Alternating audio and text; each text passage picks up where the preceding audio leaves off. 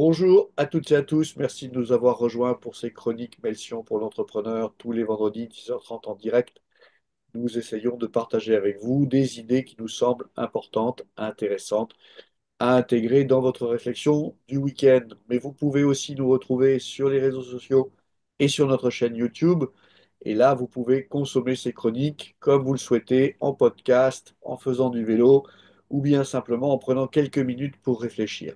Et Jean-Christophe, je me tourne vers toi. De quoi vas-tu nous parler aujourd'hui? Eh bien, je vais vous parler de l'intégration réussie d'un collaborateur.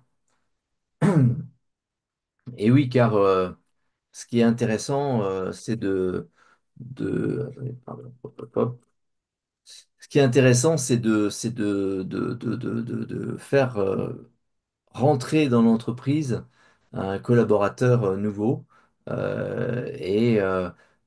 Souvent, on voit des entrepreneurs qui ne font pas forcément le travail et ça va être coûteux. Alors, le déclencheur de cette chronique, c'est le fait que mon fils Émilien, le numéro 2 de la fratrie, est rentré dans une entreprise et le jour où il arrive, il a un email avec un déroulé de la journée euh, digne d'un voyage organisé. Euh, euh, à 9 heures, l'autocar tu prendras. À 9h15, ton déjeuner tu consommeras. Pour ceux qui connaissent Edica et Flux Glacial. Euh, et je me suis dit qu'effectivement, il y avait là un sujet que je dois évoquer régulièrement avec des entrepreneurs. Et ça m'interroge toujours de devoir travailler sur des sujets aussi évidents en apparence. Alors, il y a beaucoup d'entrepreneurs qui trouvent que passer du temps sur quelqu'un qui vient juste d'arriver, c'est pas une bonne idée. Ils me disent que de toute façon, à la fin de la journée, la plupart repartent. Je parle par exemple d'entrepreneurs qui ont des supermarchés, qui font de l'assistance pour les personnes âgées à domicile. Bon, ils ont du personnel qui a souvent une forte rotation. Or, chez Melsion, on est des grands fans. Nous sommes des grands fans de Nick Sario qui a monté une, euh, une chaîne de restaurants du côté de Chicago qui s'appelle chez Nick's Pizza. Alors, Nick's Pizza, vous voyez, c'est une pizzeria de grande taille, très conviviale. Si vous voyez l'image, vous voyez qu'il y a une charpente très élaborée. Et Nick, qui était un fils de restaurateur, avait décidé qu'il ne serait jamais restaurateur dans sa vie. Et donc, il était parti plutôt dans un boulot de charpentier. Et à un moment donné, il s'est dit, tiens, tant qu'à faire un lieu avec une charpente à l'ancienne, bah, je ferais aussi bien d'y mettre un restaurant. Et donc, il a lancé Nick Pizza. Alors, c'est la pizza avec du sens, la pizza qui apporte quelque chose. Et ce qu'il vend, lui, c'est une, euh, une, un lieu, un lieu inoubliable pour se connecter avec votre famille et vos amis, pour s'amuser et se sentir à la maison. Donc voilà sa promesse. Et c'est donc une pizzeria pas comme les autres, hein. Quand vous allez dans cette pizzeria, c'est pas un restaurant comme les autres. On a une vidéo de Nick Sario lorsqu'il est venu parler à nos clients entrepreneurs à New York. Et Nick expliquait qu'il était à deux doigts de fermer un de ses restaurants et qu'il avait décidé de faire ce que ne font pas les restaurants habituels, c'est-à-dire de communiquer à l'ensemble de sa communauté le fait qu'il risquait de devoir fermer. Le soir même, le lieu était rempli à ras-bord et une télévision était présente pour expliquer que un, un monument de la région était en danger et que la communauté se rassemblait pour le sauver. Donc tout l'inverse de ce qu'on peut imaginer, les gens commencent à fuir le navire parce qu'on est en train de dire qu'on a une voie d'eau. Euh, et ce qu'il y a de particulier dans ces restaurants, c'est que les collaborateurs sont professionnels. Et vous savez, les collaborateurs dans un restaurant, c'est plutôt des jeunes, en particulier aux États-Unis, où il y a beaucoup d'étudiants qui doivent travailler en parallèle. Donc, ce sont des jeunes, ce sont des gens non qualifiés. Or, chez Nick, les collaborateurs sont des pros, ils sont conscients de leur job et de ce qu'il faut faire ou pas faire. Donc, par exemple, quand un client se pointe et que la personne à l'accueil n'est pas là, eh bien, il y a forcément quelqu'un qui va la voir et qui fait l'accueil et qui prend en compte et ne vous laisse pas poireauter pendant 5 minutes le temps que l'accueil revienne. Il y a une vraie conscience du rôle de chacun et de ce que va ressentir le client et de ce qu'on ne veut pas qu'il ressente. La raison pour laquelle ils sont pros, c'est qu'en moyenne, ils travaillent 4 ans chez Nick. Alors, ça a l'air d'être une victoire comme ça, mais si vous ne le ressentez pas, c'est que il vous manque une information. Dans cette profession, dans cette industrie, on reste 4 mois. Chez Nick, on reste 4 ans. Quand on reste 4 ans, on a tout le temps de la Terre pour connaître son métier, le comprendre, comprendre l'entreprise, ce qui fait du bien, ce qui fait pas du bien. Donc, on n'est pas le même collaborateur comparé aux 4 mois de l'étudiant qui essaie un job et ça lui plaît pas bien, il le fait, il le fait, il le fait, il s'arrête, il revient pas. Et chez Nick, quand on embauche quelqu'un, on commence par le former 2 jours. Pendant 2 jours, il va apprendre des choses aussi essentielles que le langage de l'entreprise. Comment on se parle chez nous. Mais c'est vraiment littéralement ça. La première journée, on leur explique comment faire un feedback. On leur explique comment résoudre un conflit. On leur donne les outils, on leur dit chez nous, c'est comme ça que ça se passe. Tu vas être, euh, tu vas être un membre de la famille et il faut que tu saches que dans notre famille, voilà ce qu'on fait, voilà ce qu'on fait pas.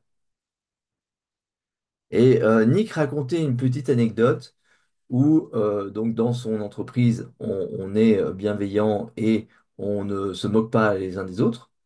Et il se retrouve à préparer une pizza avec un de ses jeunes collaborateurs, qui est en plus un copain d'un de ses enfants. Et il est en train de dire à ce collaborateur, à ce gamin, bon, tu ne les crames pas hein, comme tu as l'habitude de faire, hein, tu vas nous faire ça, une cuisson euh, qui sera pas à la Patrick, en supposant qu'il s'appelait Patrick. Et Patrick se retourne vers lui et lui dit je suis pas très très à l'aise avec cette image que tu viens de mettre sur moi.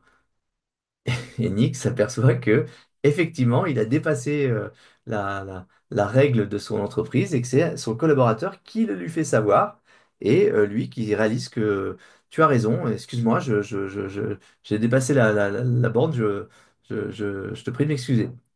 Donc, ça, c'est ce que permet la formation. On a un collaborateur qui a appris que c'était comme ça et qui a vérifié et son patron qui lui a bien indiqué que c'était effectivement la norme et que c'était effectivement la façon de faire. La deuxième chose qu'on va apprendre, c'est évidemment la formation à la première tâche. Et quand vous regardez les jeunes collaborateurs, souvent, on les met dans le bain, on les jette dans l'eau et on regarde ceux qui vont surnager. Et ceux qui vont surnager, ils vont rester. Et les autres, il faudra les pêcher et les sortir de l'entreprise. C'est une méthode qui, si c'était pratiqué par un maître nageur, serait probablement pas accepté. Alors, pourquoi on fait de l'intégration?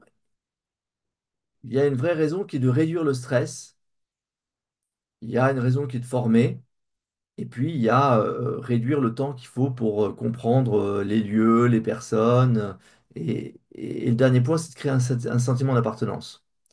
Alors le stress, hein, on en a parlé et reparlé. Quand j'ai regardé dans nos chroniques, qu'est-ce qu'on avait déjà dit sur le stress, le nombre de présentations où je parle de ça en permanence, je m'aperçois que je radote, c'est infernal. Patrick va me dire que c'est le problème de l'âge et je ne sais pas de quoi il parle, étant bien plus jeune que lui. Le stress, on avait parlé, on demandait qu'est-ce que le stress, on avait parlé du modèle SCARF et on s'était posé la question de pourquoi c'est mauvais et est-ce que, il y a des moments où c'est utile. Alors qu'est-ce que le stress? C'est une adaptation à la menace, mais à la menace d'il y a 100 000 ans. La menace d'il y a 100 000 ans, c'était l'ours qui rentrait dans votre caverne. Donc face à ça, on doit se préparer à un choc physique, hein, parce que l'ours, il va nous menacer physiquement, et c'est vraiment pas le moment où il faut réfléchir. Si on commence à réfléchir à ces moments-là, on va jouer au ralenti. Vous avez, j'imagine tous, un jour ou l'autre fait du tennis, et on vous a appris à taper dans une balle. Et quand vous réfléchissez à la façon de taper dans la balle, bah, la balle, elle va partir à droite ou à gauche, selon que vous soyez gaucher ou droitier. C'est-à-dire que vous allez la taper trop tard. Votre geste va être trop lent parce qu'il est réfléchi. Donc les gestes sont désynchronisés. C'est votre cerveau conscient qui va pas assez vite.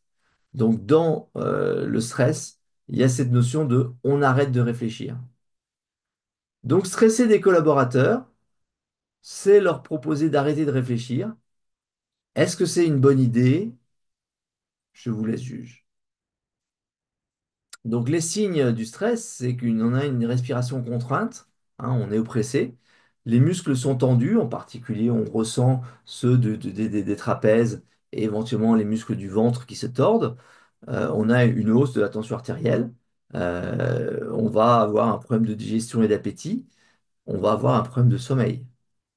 Donc rien de très intéressant pour le corps humain, rien de très intéressant pour votre survie dans un monde difficile. Alors on a un modèle qui s'appelle le SCARF. C'est un modèle qu'on tient du Neuroleadership Institute, fondé par David Rock, et il s'est interrogé sur les déclencheurs du stress. Et il dit, David Rock, en fait, il y a un ensemble d'éléments qui vont avoir un impact sur le stress, le statut, la certitude, l'autonomie, la relation au groupe et l'équité. Le statut, hein, c'est une vraie source de stress. Donc, quand vous regardez dans les sondages, qu'est-ce qui stresse le plus les gens?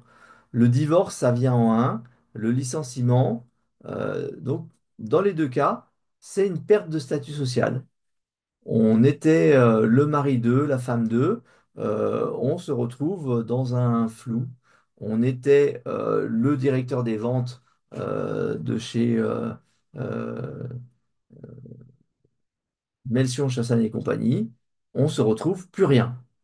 On n'est plus rien, on est un statut chômeur, donc c'est un statut inférieur. Et le fait d'avoir un statut élevé, d'être le chef, protège très bien. Et vous avez un exemple, hein, c'est Mitterrand, président de la France.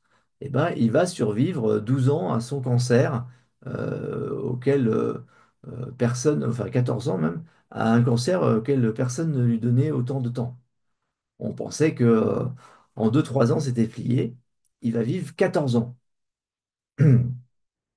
D'ailleurs, il y a un point assez clair, c'est que quand un entrepreneur perd son entreprise, souvent, il fait face aux 4 D. La dépression, le divorce, les dettes et le décès. Le deuxième, la deuxième lettre, le C, c'est pour la certitude du futur. C'est une autre grande cause de stress. Par exemple, dans ce qu'on a mesuré dans ce sondage sur la France, il y avait une cause de stress énorme qui était le déménagement. Ou le nouveau job. Ah, tiens, le nouveau job, il va falloir travailler là-dessus. On a des gens qui arrivent chez nous et qui sont stressés. Troisième lettre, l'autonomie, la privation de liberté. Ben, quand on arrive dans un nouveau lieu, on ne connaît pas les règles, donc on a l'impression de ne pas être libre. Le quatrième lettre, c'est la relation au groupe. Et la relation au groupe, quand on rentre dans une nouvelle entreprise, eh ben, on peut admettre qu'elle n'est pas tout à fait euh, au taquet. Et la troisième, la dernière lettre, la fairness, c'est l'inéquité, le fait qu'on sent qu'il y a quelque chose d'injuste. Et on s'aperçoit que cette inéquité est la cause de toutes les révoltes, ou, pardon, est le seul point commun entre toutes les révoltes qu'on a pu trouver au Moyen Âge. Certaines révoltes ont lieu quand il fait chaud, d'autres quand il fait froid. Certains ont lieu avec un chef bienveillant et bénévolent et d'autres avec un véritable tyran. Parfois l'économie était bonne, parfois l'économie. À chaque fois, il y a un sentiment d'injustice. Autre exemple, les printemps arabes. Hein, c'est cette espèce de frénésie, de révolte qui se sont développées dans tous les pays du Maghreb et du Moyen-Orient au même moment, ont été déclenchées par un sentiment d'injustice, un commerçant qui se sentait persécuté par la police et qui s'est immolé et qui a créé le début d'une révolte dans une petite ville de Tunisie. Et cette révolte s'est répandue partout. Donc ce modèle, hein, statut, certaines certitudes sur le futur, autonomie, relation au groupe et justice, ça fait un mot qui s'appelle, qui est le SCARF. Et le SCARF en anglais, c'est le foulard.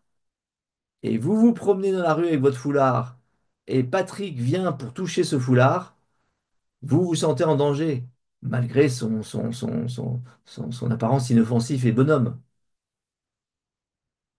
Donc le stress, c'est mauvais parce que ça paralyse vos collaborateurs, en particulier les plus faibles, en particulier les collaborateurs qui ont les plus bas salaires, et ils vont fuir pour se cacher. Donc vous ne les retrouverez pas chez vous, ils seront en train de se planquer chez eux. En plus, ça limite vos capacités intellectuelles, donc si vous pouviez éviter ça, ce serait bien. Donc voilà un des objectifs de l'intégration, c'est de réduire le stress que vont subir vos collaborateurs. Alors, ce qui explique que nos entrepreneurs n'investissent pas assez dans l'intégration des collaborateurs, c'est qu'ils craignent que ce soit un investissement perdu. Alors, c'est vrai, tout investissement risque d'être perdu, c'est pour ça qu'on les appelle des investissements. Sinon, ça ne s'appellerait pas des investissements, sinon ce serait des dépenses. Donc oui, peut-être que vos collaborateurs vont partir. Maintenant, avez-vous entendu parler des prophéties autoréalisatrices? Quand vous prenez des collaborateurs, qu'ils arrivent et que vous ne leur faites pas un bon accueil, ils vont comprendre le message. Ils ont reçu le mémo. On n'est pas forcément bienvenu. Seuls les plus accrochés vont rester. Alors, ce coût, cet investissement dans l'intégration des collaborateurs est finalement pas grand-chose hein, si on perd le collaborateur. Parce que le collaborateur, on a dû le recruter, ça a des coûts énormes. Il y a tous les coûts directs, annonces, recrutement, temps de sélection, formation, c'est, c'est le temps qu'on passe hein, à recruter un nouveau collaborateur. Et puis, il y a la perte de productivité, l'impact sur le moral, le temps d'intégration, tout ça, c'est des choses, à chaque fois qu'on doit remplacer quelqu'un qui vient de partir, c'est un problème. Et je ne parle pas des coûts cachés, des erreurs, des pertes de clients, des dégradations d'image de marque, etc. Si vous regardez ça, on considère qu'un nouveau collaborateur, il a coûté 15 à 25% de son salaire annuel brut en recrutement. Donc s'il part tout de suite parce que vous ne l'avez pas bien intégré, c'est dommage. Et quand on parle des secteurs avec des vraies pénuries, des vrais manques de profil, ou le management, là, on peut arriver à 25 à 30% de coûts de recrutement. Les buts de l'intégration, donc réduire le stress, former. faire connaître les lieux et les personnes et créer un sentiment d'appartenance. Donc tout ça se retrouve dans le fait de donner du sens. Vous voulez faire en sorte que vos collaborateurs comprennent à quoi ils servent. Les méthodes d'intégration, l'accueil doit être chaleureux, la formation structurée, le suivi régulier. Beaucoup d'activités d'équipe, c'est le fait de faire des choses ensemble qui nous réunit, qui nous relie, et une communication qui doit être bien claire, bien structurée. Donc c'est l'investissement, vous voyez, c'est là qu'on le juge. C'est dans ces éléments-là, est-ce que vous avez quelque chose de très cohérent, de très authentique sur l'ensemble de ces points? En conclusion, euh, c'est un temps de formation. On doit baisser le stress des collaborateurs, mais aussi de l'équipe. Et si on ne le fait pas tout de suite, on n'aura pas le temps après. On sera pris dans le maelstrom de notre quotidien. Le cinquième point, quand vous demandez à vos collaborateurs de faire une formation aux nouveaux arrivés, vous êtes aussi en train de former ces collaborateurs. La formation forme les formateurs. Donc, vous avez une occasion unique d'avoir vos collaborateurs présents qui se rappellent et qui intègrent un peu plus les règles de vie de l'entreprise, les buts de l'entreprise, les façons de faire qu'il faut utiliser et que je dois aussi utiliser moi-même maintenant que je suis en train de former quelqu'un là-dessus. Et enfin, c'est l'endroit idéal pour faire passer vos valeurs. Donc, on vous recommande très fortement chez Melsion de bien intégrer vos collaborateurs. Merci Jean-Christophe pour ce focus sur ce moment de la relation avec le collaborateur, le moment où il rejoint l'entreprise et où, en fait, bah, finalement, on ne le connaît pas vraiment et lui ne nous connaît pas vraiment. Donc, c'est vraiment comme rentrer dans une tribu dont on va peut-être faire partie, mais qui sont peut-être, en fait, des gens très dangereux. Je comprends bien le niveau de stress du collaborateur. Euh, Est-ce que tu as remarqué que beaucoup d'entrepreneurs aiment bien prendre quelques minutes quand leur emploi du temps le permet, quand la boîte est encore à taille humaine, pour passer un peu de temps avec chaque nouvel entrant, pas forcément dans la phase de recrutement, mais juste pour expliquer un petit peu la mission, la vision, les valeurs de l'entreprise. Et ça fait partie pour toi, j'imagine, de ce processus d'intégration. C'est donc dans nos thèmes habituels, il y a le thème des rôles que l'entrepreneur doit prendre. Donc il doit prendre le rôle du chasseur.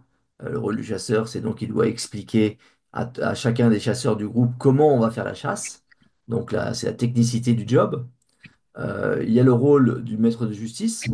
Donc l'entrepreneur doit expliquer à chacun les règles qui régissent le groupe et qui nous guide dans notre façon de fonctionner. Qu'est-ce qu'on ne fait pas chez nous. Et puis le dernier rôle qui est souvent oublié, auquel on tient beaucoup chez Melsion, c'est le rôle du chaman. Le chaman est celui qui montre l'invisible, qui explique l'inexplicable. Et dans l'invisible et l'inexplicable, il y a les valeurs, le sens, les raisons d'être de cette entreprise. Donc évidemment, moi je suis vraiment pas du tout convaincu par ces entreprises à but, ces entreprises à sens, ces entreprises qui ont mis en grosses lettres ce qu'ils doivent faire. Mais je suis convaincu qu'un entrepreneur qui donne à chacun de ses collaborateurs, chacun de ses partenaires, chacun de ses clients, chacun de ses fournisseurs, la vraie raison de l'existence de cette entreprise et la vraie raison de pourquoi elle est importante pour le monde a des résultats sans commune mesure. Évidemment, l'intégration est le premier moment où on en parle et il ne doit pas être le dernier. Il doit être la première pierre à l'édifice pour que chacun des collaborateurs comprenne et ait envie de continuer. Un grand merci. Est-ce qu'on a d'autres questions pour Jean-Christophe sur cette intégration, cette période où on accueille un nouveau collaborateur dans l'équipe?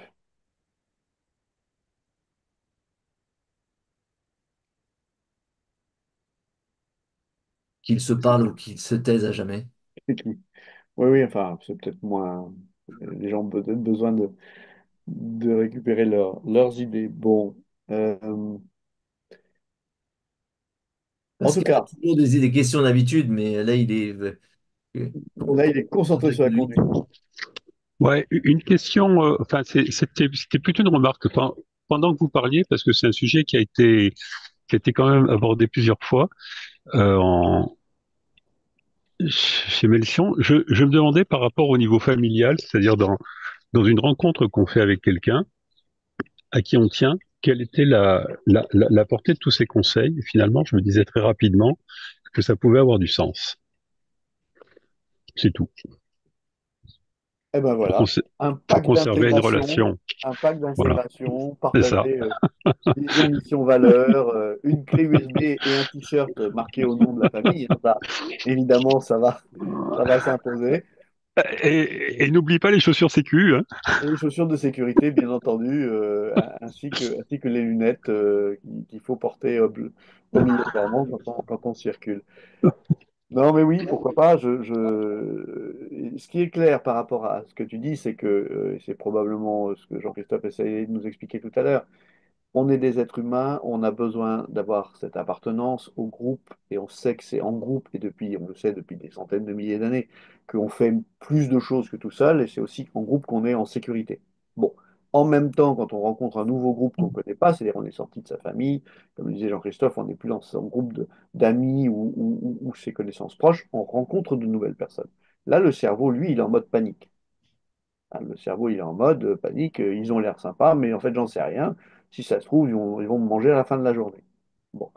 Et donc, tout ce qui va être de nature à expliciter les règles, tout ce qui va être de nature à donner les codes, tout ce qui va être de nature à faire baisser ce niveau de stress ressenti par les nouveaux entrants, est de nature à les aider à se faire une opinion objective sur est-ce que je me sens bien ici, est-ce que le projet me plaît, est-ce que c'est conforme à ce qu'on m'a vendu pendant le recrutement, ce n'est pas toujours le cas.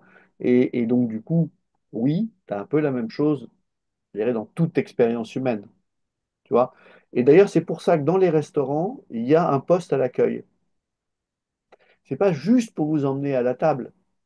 C'est parce que vous rentrez dans un endroit où il y a d'autres personnes, il y a du bruit, il y a des gens avec des couteaux, alors des grands couteaux dans la cuisine, des petits couteaux sur les tables. Une partie du cerveau mesure ça comme un danger. Si je viens vous accueillir avec un grand sourire en disant ben, bonjour Pascal, merci d'être là, je vérifie, oui, vous aviez bien dit 12h30, ah, on vous a mis à la table 28, d'accord, et je coche votre nom sur la liste, ben, déjà vous êtes sur la liste, vous étiez attendu, je vous souris, je vous emmène, je vous installe, je vous mets entre les mains de Jean-Christophe, vous allez voir, il est maladroit, mais il est pas méchant, et vous savez que le repas, bon, éventuellement avec un peu de café sur vos genoux à la fin, mais va bien se passer. Voilà. Ah, je suis sûr que t'as pas stressé les gens en m'expliquant que j'étais maladroit. Ah, je suis pas obligé de dire ça, t'as raison, je vais pas le Et dire puis, alors. le prophétie autorisatrice va jouer son plein. Je vais être tellement stressé que je vais devenir maladroit. Moi Ah qui suis. mince, alors c'était pas le bon acte de management, je le reconnais. Et, et l'exemple peut se compléter par un exemple que tu nous avais cité à un autre moment. C'était un restaurant qui souhaitait que la tenue vestimentaire de ses clients monte en gamme par rapport à des jeans troués et des choses comme ça. Et donc, tu nous avais raconté qu'ils avaient mis à l'accueil une nana super fringuée pour que les nanas des clients se mettent au niveau. Ouais, c'est effectivement l'exemple du Plaza Athénée qui était face à une transformation de sa clientèle où il y avait de plus en plus de gens qui avaient gagné de l'argent dans la tech, qui arrivaient effectivement et qui avaient les moyens de s'offrir un palace 5 étoiles à Paris avec des gens plutôt jeunes et qui étaient plutôt en jean basket, hein, comme t-shirt. Et ils avaient compris qu'ils ne pouvaient rien faire pour amener les... Alors ça perturbait beaucoup les autres clients traditionnels du palace, hein, qui sont des gens un petit peu plus conservateurs, des gens qui portent le blazer éventuellement, des gens qui s'habillent un petit peu. Et c'est deux façons d'être, pas de jugement, mais c'est un problème pour le palace. Et donc, effectivement, ils avaient mis à l'entrée une très jolie femme, habillée d'une robe rouge de soirée, à partir de 18h. Et donc, elle accueillait tous ces couples qui rentraient d'avoir fait leurs petites activités, musées, shopping, etc., à Paris. Elle les accueillait à l'entrée avec cette magnifique robe de couturier. Franchement, on se serait cru à un défilé de haute couture. Bonjour madame, bonjour monsieur. Et ça mettait tellement la honte, non pas au garçon, mais à sa conjointe, qu'elle montait immédiatement dans sa chambre, se changeait et descendait dîner un peu plus habillée. Ou qu'elle ne Et revenait ça, plus jamais. bah écoute, non, parce que l'expérience était agréable. Voilà. L'expérience est agréable. Tu es accueilli par quelqu'un qui a qui montre que voilà, et c'était subtilement fait. Mhm. Subtilement fait. Ils l'ont élu pour ça meilleur palace du monde l'année d'après, ou meilleur patron de palace du monde, le patron du Plaza, Ok. entre autres pour cette innovation. Cool.